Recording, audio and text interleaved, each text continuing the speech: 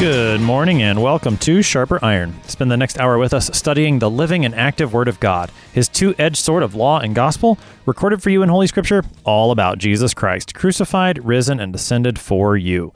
Thanks for tuning in this morning here on Worldwide KFUO. Christ for you, anytime, anywhere. I'm your host, Pastor Timothy Appel of Grace Lutheran Church in Smithville, Texas. Sharper Iron is underwritten by the Lutheran Church Extension Fund, where your investments help support the work of the Lutheran Church Missouri Synod. Visit lcef.org for more information.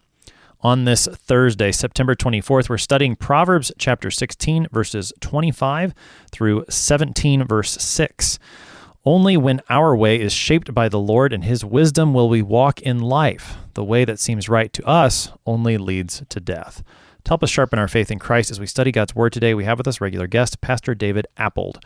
Pastor Appold serves at St. Paul's Lutheran Church in Paducah, Kentucky. Pastor Appold, welcome back to Sharper Iron. Hi, Tim. Thanks for having me back on. As we get started this morning, Pastor Appold, what do we need to know about the book of Proverbs as a whole, wisdom literature in the Old Testament that will help us into the Proverbs that we're looking at today? Sure. It's always good to know the context of any passage that you're looking at, especially when you're doing kind of like we're doing, which is just going verse by verse, chapter by chapter. It's a little difficult and different in Proverbs because it's not like a story that's building, right? You don't necessarily have certain characters that have a backstory. That being said, there are certain themes in the book of Proverbs, and I think what we'll find today as we go through the Proverbs that we have, Tim, is I'm sure you've talked about this before, but the way of wisdom and the way of folly.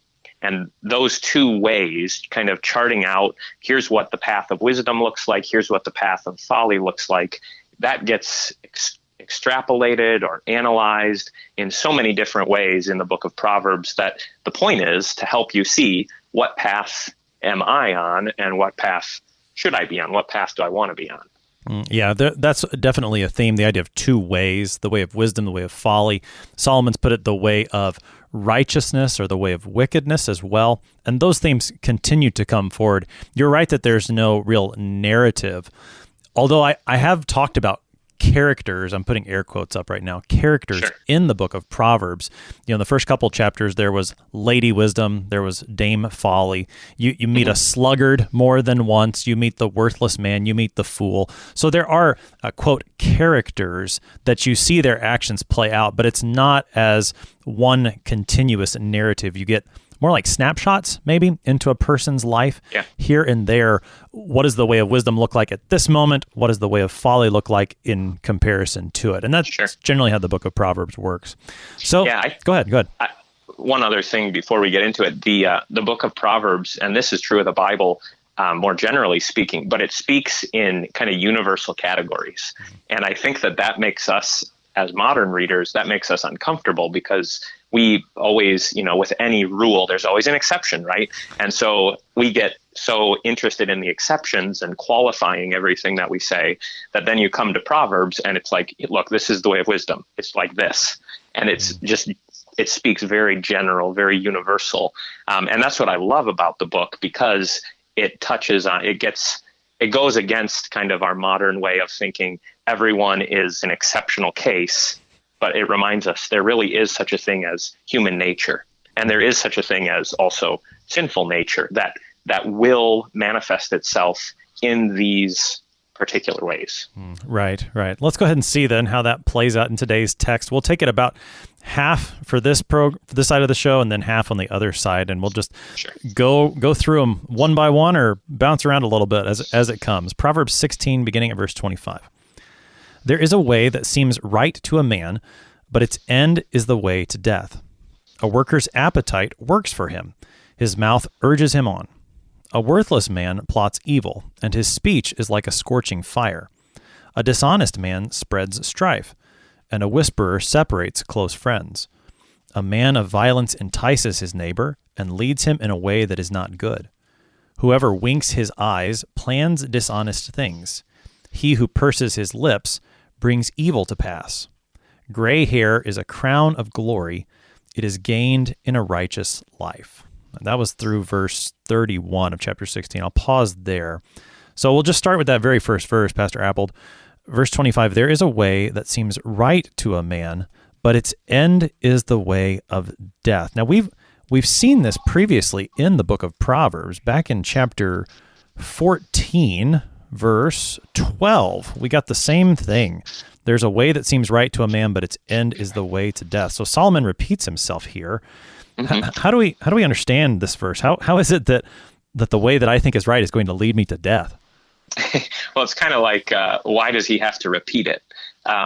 Because apparently people are forgetful. And this is what I was saying before about when you start to really think about human nature, it's easy to kind of, we want to be positive, right, Tim? We want to be optimists. So if we think about everyone as being sort of inherently good and knowing what's right, and things in the world are very clear and obvious to us, then that's I think a sign of our folly, right? To think that I know what's best for myself, but that's so common for us.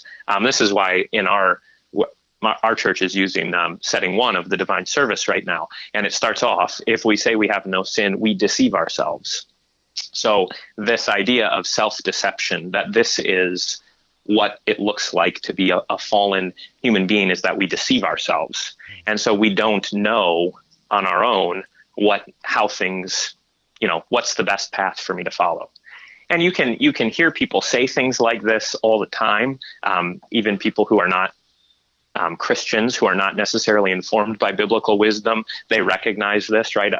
My actions, the choices that I make, had all kinds of unintended consequences, right? So I made this choice when I was 25, and it wasn't until I was 35 that I realized, oh my gosh, that was a terrible choice. That was a terrible thing to do.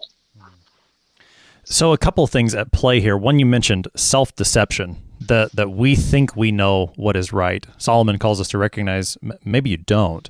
One thing that stands out about this verse in particular is that the two lines are not in parallel, in the sense that one is the negative half of it and one's the positive. The first half of the verse speaks, this is what you think is right, but here's the contrast. This is the way that actually leads. There's not the positive side of it in this verse, although I think it's there in the book of Proverbs as a whole. So, I mean, this verse doesn't say that there's absolutely no way that a person can figure out the right way to go. It's that the way that I think on my own, that won't lead me the right way. But implied, at least in this verse alone, and then explicated in the rest of the book, is that there actually is a way to go that is right. It just doesn't come from inside me. Yeah, you need a guide, right? If you're hiking in the woods and you've never been there before, and the trail is not paved for you, you don't have all the road signs or the trail markers there. It's really helpful to have somebody who's been through the woods and who can tell you, oh yeah, I know the way to the cabin or to whatever the destination is. That's what I think in Hebrews this comes out. Let us fix our eyes on Jesus, the author and perfecter of our faith. I've heard people talk about this as like Jesus is the trailblazer, right? He knows the way. He's gone on the way, and now he comes to us and gives us the Holy Spirit to bring us on that way, the way of faith. Right. So there's a way that seems right to a man, but its end is the way of death. We don't want to take this too far and say, well, it doesn't matter what I do. It's just going to end in death anyway. We don't want to fall off on the side of despair. What is the path that this verse does point us on then? You mean like, what is this? What would be maybe if I could give you a biblical example of how this proverb would come out. Think of, there's any number that we could go to, but think of the original fall. The devil comes to Eve and he says to her, right, did God really say all these things? Look at this fruit. It looks good, right? It's describing, I think, how temptation works. So temptation always, the devil is going to present things to you as attractive, as appealing things. So I think in Genesis 3, it says Eve looked at the fruit and she saw that it was, I forget the order here, but she saw that it was beautiful and that it was to be desired to make her wise. So it looked good. There was a way that seemed right to Eve, but its end was death. I mean, quite literally, that was the judgment that God had promised with that particular piece of fruit. So that's a good example historically or biblically of one of these, how the proverb plays out. And I think we could generalize then into just about every temptation. There is some appealing aspect to sin. Sin appeals to our desires or to our passions, to the things that we love. And it hides, or we deliberately hide it from ourselves. I mean, there is a part of our fallen nature is that we are blinded to how things go, and we deceive ourselves. We ignore what should be obvious to us and say, yeah, actually, if I do this, I know it's contrary to God's word, but it's gonna come out well for me.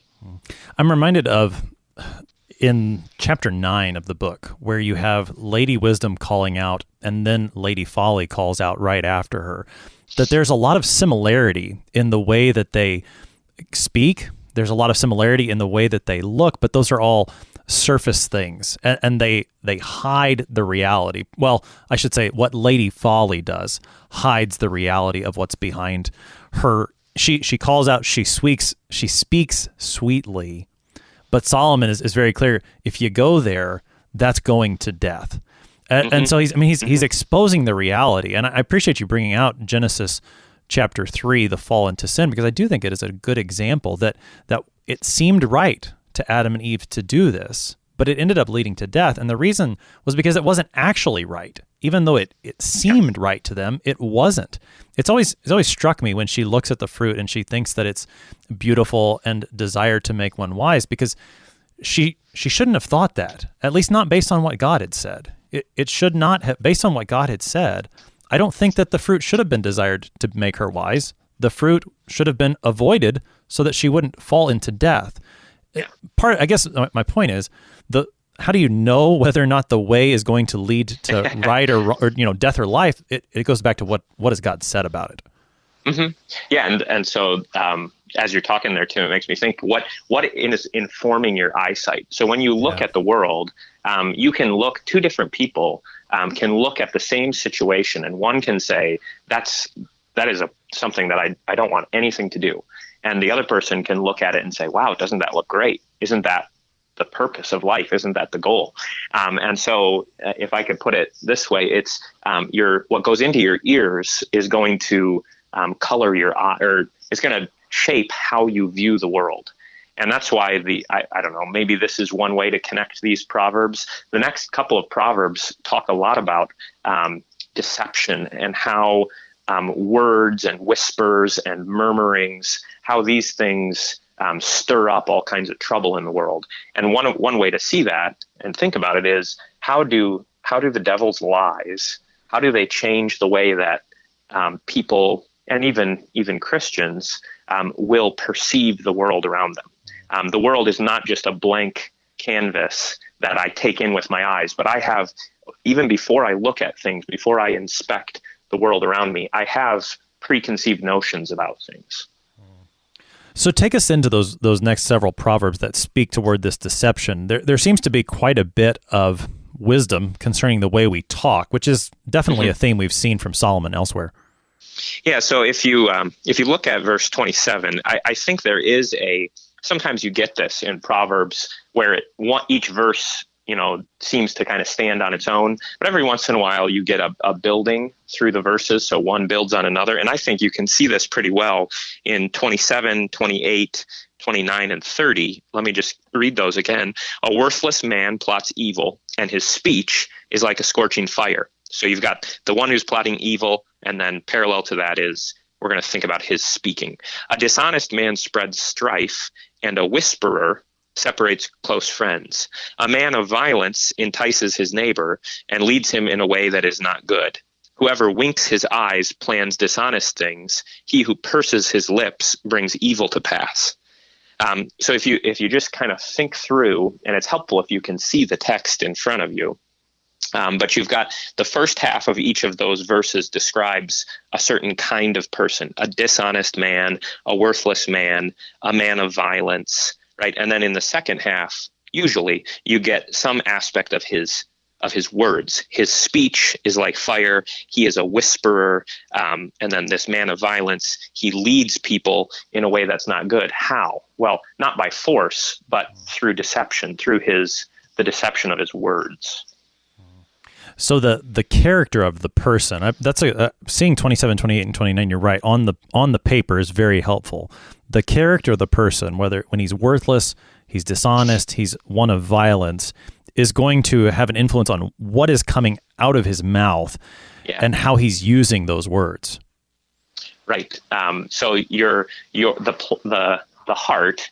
How does Jesus say it? He talks about the good tree bearing good fruit, or the wicked tree, the bad tree, the poison tree bears poisonous fruits, right? And out of the fullness of the heart, this is the verse I was trying to think of, out of the fullness of the heart, the mouth speaks. So as long as I'm plotting things in my own mind, I mean, that is not good if I'm plotting evil. But as long as it's just in my own mind, Tim, it's only affecting me. But it's through our words, through the things that we say to each other, the plotting comes out from me and spreads into the world. So we see a progression of the sin from within the person, then as to how it comes out of the person, right, and how it begins to affect others. And that starts with the person's words. Right. And this is, I know I've been on here before with in the book of James, and our listener James is so great because, and it's a good parallel with Proverbs, because a lot of the book of James has a similar kind of proverbial, it's a proverbial sort of genre in the epistle of James. And so you can think of some of the famous passages in James that talk about our speech and talk about the tongue as this, this thing that sets the world ablaze and on fire. Well, why does that happen? It happens because our words actually have a huge impact and influence on the people around us, right? Words, language. If you control the language of any situation, you can usually control the outcome. Yeah, I mean, there's that old, well, it's an English proverb, I suppose. It's not from the book of Proverbs, that sticks and stones may break my bones, but words will never hurt me. We probably talked about that when we talked about James 3. And it's just not true. I mean, and you see it over and over again here in the book of Proverbs, that words actually do have a very profound influence on yourself and on the people around you to bring, and here Solomon is really bringing out the negative effect of the words. James picks up this same theme, the scorching fire. That's the way James speaks as well. Yeah, and I think that's very helpful for us in thinking about how, both aspects. What are the words that I'm hearing, that I'm taking in? How are they impacting my own thinking, my own actions? And also, what are the words that are coming out of my mouth, or in the modern world, what are the words that I'm typing? I mean, you just think about how much media exposure we almost all have. I told my congregation recently, what would happen if we all took you remember reading about monks taking vows of silence? Yeah. I always thought, who would ever do that? But now I understand. Now I know. Could you imagine a world where things were just silent for a week? There'd be something a little bit nice about that, wouldn't there? Maybe I'm revealing something of myself here, but I think that there's a lot of people who would agree with me. It would be nice just to have silence. Silence. Yeah, the amount of words that you can consume is amazing. I mean, you can fill your ears or your eyes, if you're going to look at it on a screen, with words constantly, 24/7. And I think, that's part of what Solomon is getting at here with these verses, is there is an amount of self-reflection to see, am I the worthless man? Am I the dishonest man or the man of violence who's speaking in this way? But there's also the self-reflection, am I listening to this person? Yeah. And taking that in, and then being led along such that I'm separated from my close friends, or my life is consumed in fire, or I'm being led in a way that is not good. Both things I think are at play in these Proverbs. What am I listening to, and what am I speaking? I think you're right on, and this gets into kind of more generally the gift of wisdom literature, not just Proverbs, but also say Ecclesiastes or the book of Job, is to understand you. It allows you to understand the world that you live in, so that you're not blindsided by things, right? So you can think of this in terms of just understanding my own mind. I think it's St. Paul who says, "Who can understand himself?" Right? So we are a bit of a mystery to ourselves. And there he's talking, that's in Romans 7, I think, where he's talking about the struggle within every Christian between the desires of the flesh and the desires of the spirit, right? So there is a bit of a mystery there. But as you grow in your faith and in your understanding, you start to understand how your own mind works. And Proverbs does that not just for me as an individual, thinking through how am I living, how am I thinking, but it also helps you think about human nature, the nature of the created world around us, and what it means to live in God's world.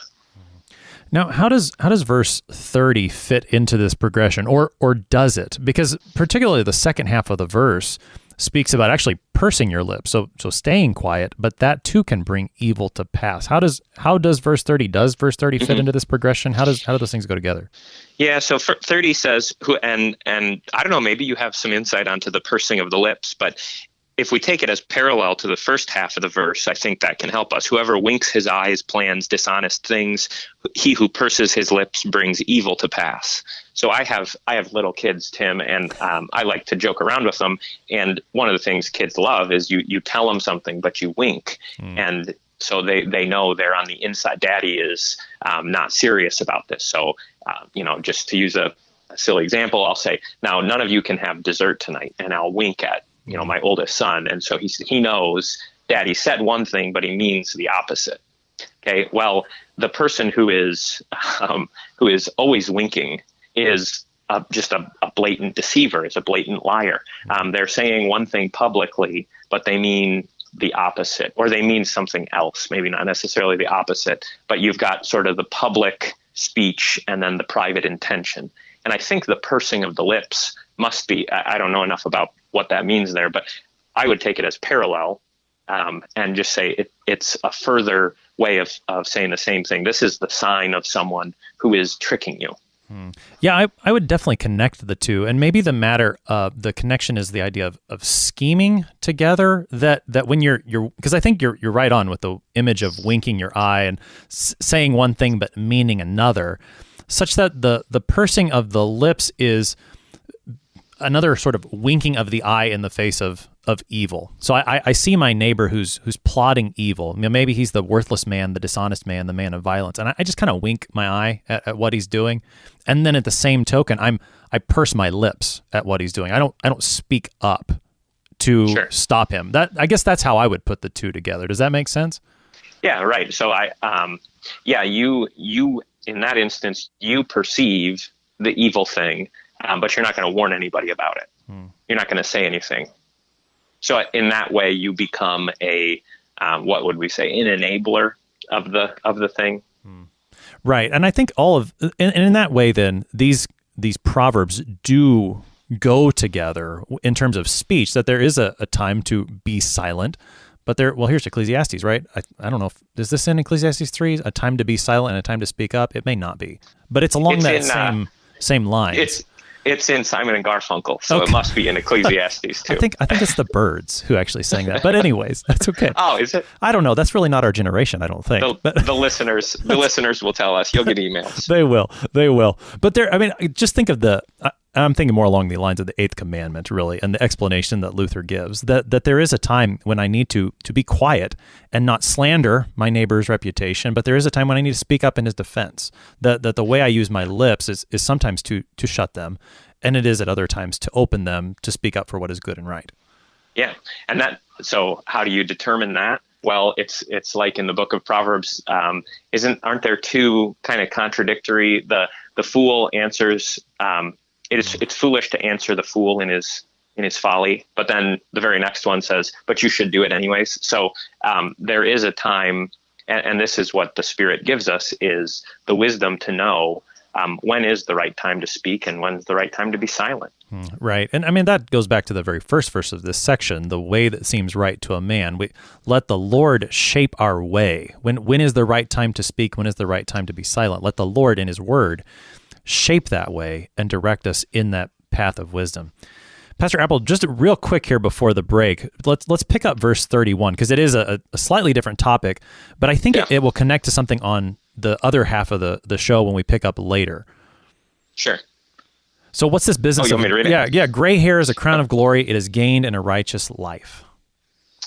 Yes. So my hair I'm 33, Tim, and I just recently have found gray hair on my head, so I have attained these things. I think the point here, and this gets into a biblical view of things, is that old age, living out your days, is a mark of wisdom. So you didn't die in in your youth. You didn't die in your middle age because of foolish choices you made. But again, generally speaking, and there will be exceptions, but generally speaking, if you've lived to the age of gray hair, you must have done something right.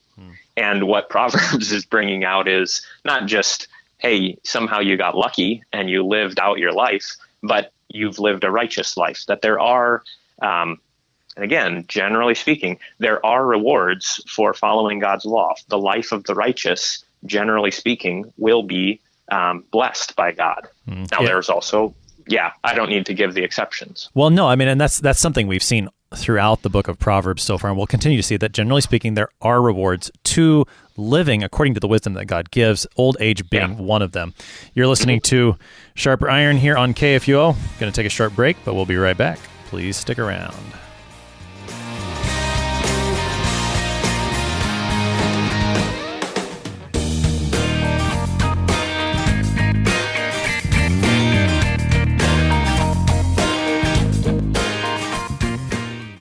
Since 1978, Lutheran Church Extension Fund has had the humble privilege of supporting Lutheran Church Missouri Synod ministries and her workers. Thanks to faithful investors, LCEF has provided thousands of church workers, congregations, schools, and organizations with the low-cost loans and resources they need to reach more people with the saving name of Christ. To learn more, visit lcef.org or call 800-843-5233, 800-843-5233. Welcome back to Sharper Iron. It is Thursday, September 24th. We're studying Proverbs 16, verse 25 through 17, verse 6. We've got Pastor David Appold with us. He serves at St. Paul's Lutheran Church in Paducah, Kentucky. If we miss the proverb that you wanted to hear more about, remember that you can call in to the listener comment line, 314-996-1542, or send an email to kfuo@kfuo.org. Leave us a message there. Let us know what proverb you want to find out more about, whether it's from this text, a previous text, or an upcoming text, and we'll be recording some short podcast bonus material, just short segments that dig into one proverb in particular, if we happen to miss something that you really wanted to hear here on air. Pastor Appold, on the first half of the show, we looked at verses 25 through 31 there in chapter 16. I'm going to read the rest of our text for today, and we'll keep talking. This is Proverbs 16, beginning at verse 32 now. Whoever is slow to anger is better than the mighty, and he who rules his spirit than he who takes a city. The lot is cast into the lap, but its every decision is from the Lord. Better is a dry morsel with quiet than a house full of feasting with strife. A servant who deals wisely will rule over a son who acts shamefully, and will share the inheritance as one of the brothers. The crucible is for silver, and the furnace is for gold, and the Lord tests hearts. An evildoer listens to wicked lips, and a liar gives ear to a mischievous tongue. Whoever mocks the poor insults his maker. He who is glad at calamity will not go unpunished. Grandchildren are the crown of the aged, and the glory of children is their fathers. That is the rest of our text for today, going all the way through Proverbs 17, verse 6. Pastor Apple, these Proverbs, at least as I am reading them here again, don't seem to hang together quite as well as we were able to find in the first half of the program, but maybe we'll find some connections as we go through them. We'll see. Just starting there in verse 32 is a very powerful image that's there in verse 32. talking about, I think if I had to talk about it in terms of maybe the New Testament, this would be the fruit of the Spirit that we would call self-control or self-discipline. Yeah, right. And like you said, the image is what's so, I think, helpful with this proverb. And this, again, we can kind of broaden our scope here. This is, in some ways, this is how the Proverbs work, right? It's almost like they're meant to be memorized, and they're meant to be, especially these ones that give you the image, they're meant to be sort of dwelt on and kind of mulled over in the mind. So this one here, you've got two men who are presented to you, the one who controls himself, right? The one who's slow to anger. And then you've got the one who is like a warrior who can take over a city. So which of those two men is the better man? The one who can control himself, or the one who can control a bunch of people in a city? And what the proverb points out is it's much harder actually to control your anger than it is to conquer a city. And so the better man speaking here is the one who's slow to anger. It's a different kind of might. It's a different kind of power. And I don't know, is it the kind of power that people are going to pursue? Probably not. But by the Spirit, this is the better way.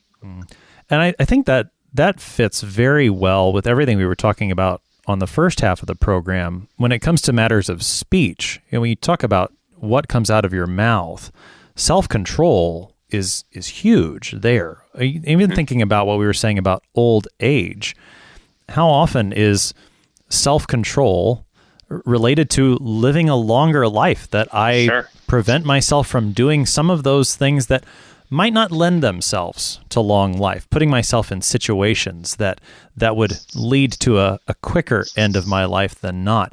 Self-control as might here really overarches a lot of the other things that we were talking about. How am I going to stay on this path of wisdom, this way that would not lead me to death, instead lead me to life? Self-control is a huge part of that. Yeah, and you can see the way. So the first half of the Proverbs, it gives the particular thing. So controlling your anger, whoever is slow to anger. The second half, just thinking how the Hebrew parallel works here, broadens that out from the particular, controlling your anger, to the universal thing, ruling your spirit. So not just anger, but the other passions that might, rise up and overtake us. If you are actually in control of yourself, you're able to recognize these things and do what is appropriate with them. Sometimes it may be right to be angry, but other times, most of the time, your anger is probably motivated by something else. Right. I do think it's important to recognize self-control as one of the fruit of the Spirit listed there in Galatians 5, because it is a reminder that the book of Proverbs is founded upon the fear of the Lord, that the wisdom that's given here in Proverbs, while there's going to be, and we've talked about this on other episodes, that there is overlap here with what you might call worldly wisdom, that someone like Mark Twain or someone like Benjamin Franklin or older, Aesop's fables, there's going to be overlap between those things and the book of Proverbs.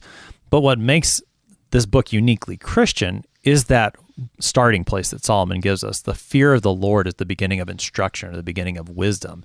And that's true of self-control here too, as one of the fruit of the Spirit. It's interesting you say that. In the book of Acts, there's this kind of odd passage. I think especially as Lutheran pastors, it seems odd to us because it gives a summary statement. I wish I had it. I didn't write it down. But it says something about like Paul spoke with them about, I can't remember, sin and the resurrection and self-control. And as Lutherans, as Lutheran pastors, you read it and you're like, okay, sin. Yeah, we talk about that. Resurrection. Absolutely. Wait, why was that part of his, common speech? But you think about living in the world that we live in, self-control is it's hard to come by. It's hard to find. It takes a lifetime to develop these things. And it takes not just human control, but it takes, like you mentioned, divine help. So speaking of the book of Acts, since you brought it up, verse 33, that was maybe not the smoothest connection, but verse 33, the lot is cast into the lap. There are lots that are cast in the book of Acts to make decisions. Yeah. And in verse 33, you've got this connection about lots being cast and decisions being from the Lord. What's going on in verse 33? Yeah, okay. So we should know what casting lots is, because I don't do that. Do you, Tim? I don't think so. Yeah, so the casting of a lot is whether it was, I'm just trying to think of the common examples, rolling dice or picking, who gets the short stick. Right. The idea is somehow you're leaving the decision about, whatever the choice is, whether it's, I've got two options, which one should I pick? Well, I'll roll the dice, and if I get a even number, I'll go with one, or I'll flip a coin. That's even better. Who rolls dice? I have a son who likes to play Yahtzee. So the idea there is that when you do that, the decision is outside of your control, right? So the lot is cast into the lap, and who's directing the decision? Well, it's just fate, right? Or it's nobody is. It's blind luck. It's blind chance. Well, what the Proverbs says is that it's from the Lord, and so what would you think if you met someone who every decision that they made by casting lots? I would look at that and I would say, listen, man, the Lord gave you a brain, use it, right? But that's a little, I don't think Proverbs is trying here to say we should always and only use lots. But what it is trying to say is those who seek the Lord and his counsel and his will for things, that's a much better way of making decisions than just, well, I'm going to look at this according to my personal understanding and what I think is right. The scriptural examples that come to mind for the casting of lots, I mentioned the book of Acts. This is how the replacement for Judas is selected. They narrow it down to two, Matthias, who ends up being chosen, and is it Justice? I think that's his name. And they cast lots at that point to let the Lord decide. The other example that comes to my mind is the book of Jonah, where Jonah is identified as the problem on that ship, right, based on the casting of lots. So there's the examples from Scripture, at least. I think the point that you made is right on, that and maybe we can connect this to verse 25 again, that the idea that if I'm going to follow my own way as if I'm in control somehow, well then I'm being a fool. And actually that casting a lot, trusting in the Lord, would be less foolish than simply thinking that I'm in charge. To go back, you brought up the book of James. It's in James chapter 4 where James talks about, you shouldn't go around saying, I'm going to do this tomorrow or I'm going to do that tomorrow, but you should say, if the Lord wills, I will do these things. And maybe that's how you connect here with verse 33 and verse 25 within Proverbs. Yeah, isn't it in Proverbs 2? Lean not on your own understanding, right? But cast your cares, or I can't remember the second half of the verse, but that is a common theme that we've seen here. And what we would direct people to is to say, you don't, the way that you can discern the Lord's will is not simply by casting a lot, but you can look at what he actually says. Right. And so you want to keep God's commandments as sort of that's the place that we look to see what should I be doing in this area of my life. And sometimes you'll get a very clear answer, like I should stop doing that. But other times it's roomy. Right. There's an element of Christian freedom in some decisions. Yeah. What career should I pursue? Well, there are certainly vocations that would be out of bounds. There are things that would go against the commandments that God gives as a way of earning a living in this life. And so we would say no to those. But within what God does say yes to, there is freedom in that decision. And is there going to be an exact answer for you in this life? Well, maybe not. And that's where this matter of trusting in the Lord comes in into play, because maybe when you make a decision like, well, what career am I going to pursue? There is an element where it almost feels like casting lots.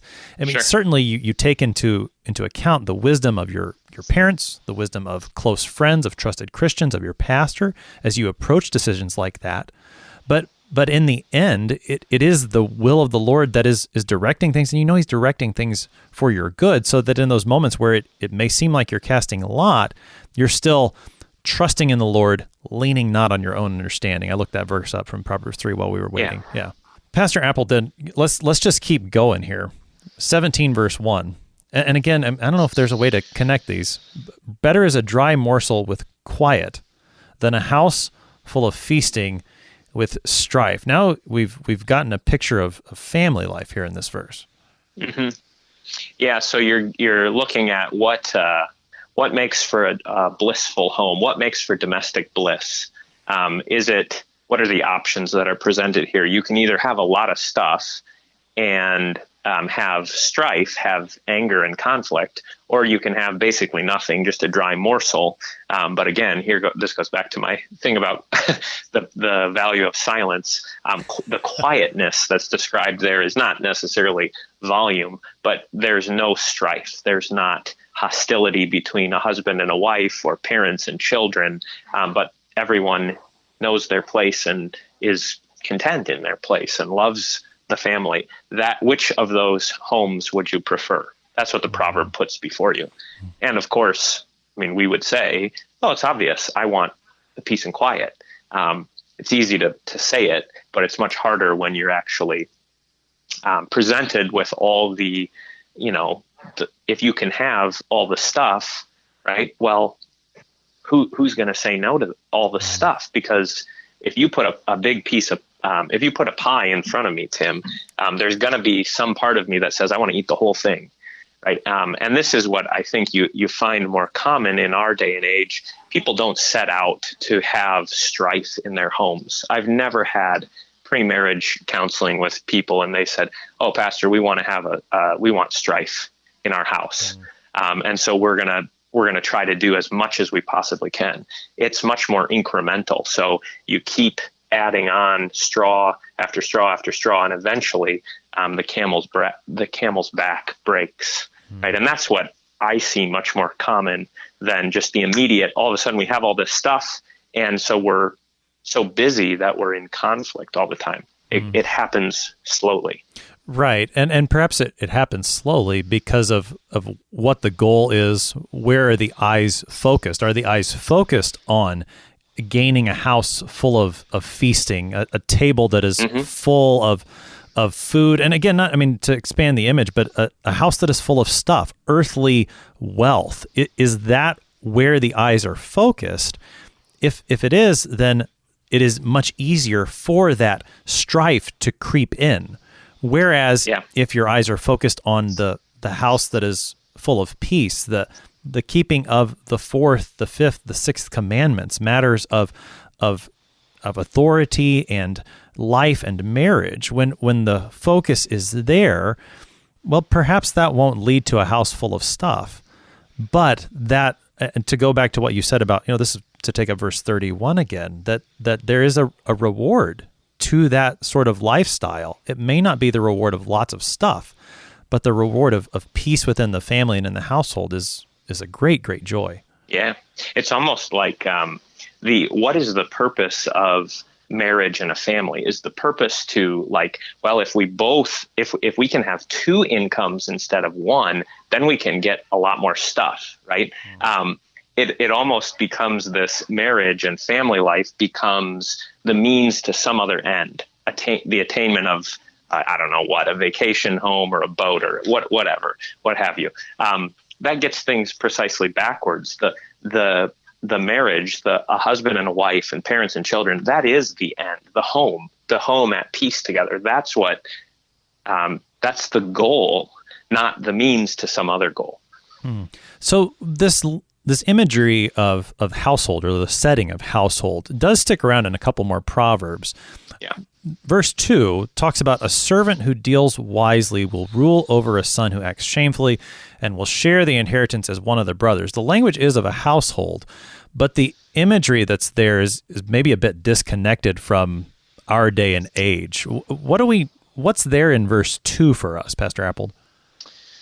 Well, so you've got to think a little bit, not as a modern, but as an ancient person, just to get the image right. So there's two kinds of people who live in the house. There's the family, the sons, and then there's also the servants, those who work there, who aren't tied into it.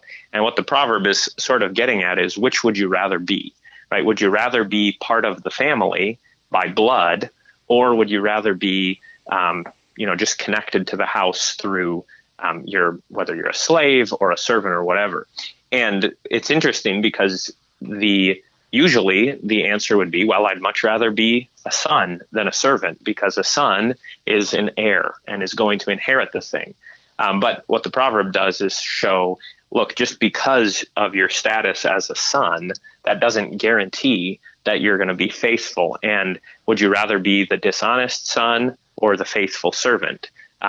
Sometimes it's better. How would I generalize this? Sometimes it's better to not have the status, but to be recognized as someone who is, I guess I'll use the word worthy.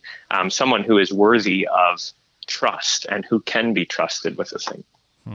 So, and I think you're right on that. It's better to be a faithful servant than a foolish son, or a wise servant than a foolish son. Maybe we stick with wise and foolish. How do we take that into account in today's world where, I don't have any servants, Pastor Appold, and I'm guessing you don't either. I've got kids. How do we take that sort of thinking and apply it today? I think you could see this, maybe not so much in the household, but in your job. There is, again, we're in the realm of speaking generally, so there's going to be exceptions. But generally speaking, if you're a hard worker and if you're trustworthy, you will be recognized for that, right? And it's also true that sometimes people who are just, inherit the next in line, who are over you, aren't necessarily, they could be totally worthless, right? They could be foolish people, but you will still be recognized for your work. Again, we're just speaking in general statements here, and so there is encouragement to keep doing a good job, even if you're not getting all the accolades, if you're not getting all the promotions. There is a reward for your work. Yeah, maybe, and if I can, and how you apply this to a household today, I'm not entirely sure. But the place where I went is like, what gives you the place in the household? Is it the bloodline, or is it the wisdom? And one who would rule over his household well should be looking for wisdom from the people connected to his household, whether that is a son or a servant or maybe a friend of your son. How you're looking for wisdom from those people. That's what is most important when it comes to the connection to the household. I want to connect it to the church, at least in part, that it's not the church. Those who are part of the church, it's not about bloodline, physical descent, but it is about, faith, right? We would say it that way probably rather than wisdom, although those things are certainly connected. That for the servant who's maybe sees himself on the outside looking in, it is the path of wisdom that is the way in. It's not about the bloodline. I probably mixed some metaphors there and tried to say too much. Does that make sense?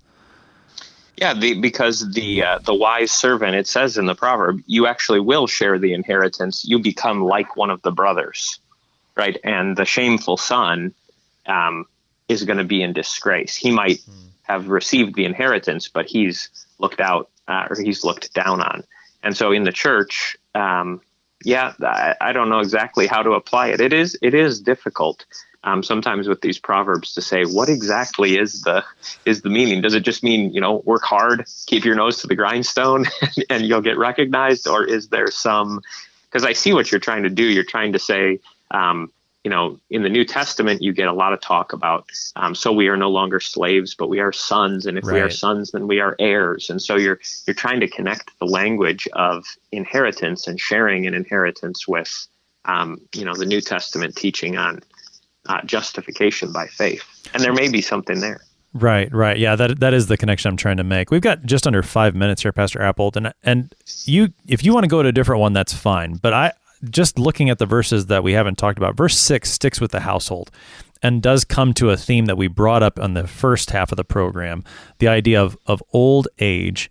Here, not the image isn't gray hair, but the image is grandchildren. Grandchildren are the crown of the aged, and the glory of children is their father. So once again, we've got the idea that long life is a blessing given to those who walk in the way of wisdom, and it's particularly connected then to children and grandchildren. Yeah. Mm-hmm. Right. So Jesus says something very similar to this. Jesus says, I think it's in Luke, that wisdom shall be justified by her children. And I think that is what this proverb is saying too, or the first half anyways, that, how does it go? Grandchildren are the crown of the aged. So you can see this, we talk about people having their children or their grandchildren or their pride and joy, but they're also sort of a demonstration of what have you taught your kids? What have you taught your grandchildren? So let me just give a personal example. When we would go on vacation, we're from Michigan, and we would always go to the same spot up north in the Upper Peninsula. And we would go on Sunday morning, we would always go to this little Lutheran church. I think it was called Faith Lutheran Church. And when we went, this was with my dad's side of the family. So we would double the size of the congregation when we would go, because there was like 35 or something of us, and we're all Lutherans. And it was just great because we would look at, my grandpa and my grandma, and we would say, from those two people came these 35.